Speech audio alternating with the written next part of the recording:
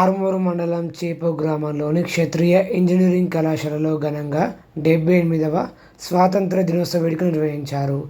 కళాశాల సెక్రటరీ అల్జాపూర్ దేవేందర్ మాట్లాడుతూ దేశం కోసం ఎంతోమంది ప్రాణత్యాగం చేయడం జరిగిందని, వారిని స్మరిస్తూ వారి త్యాగాలను వృధా చేయవద్దని, వారి ఆశయాలు వృధా చేయకుండా ముందుకు తీసుకుపోవాలని కోరుకుంటున్నామని తెలియజేశారు. ఈ కార్యక్రమంలో Kshatriya Kalasala principal RK Pandey, vice principal Narender, NCC ANO lieutenant Venkatesh, social media incharge Shruthin తదితరులు పాల్గొన్నారు.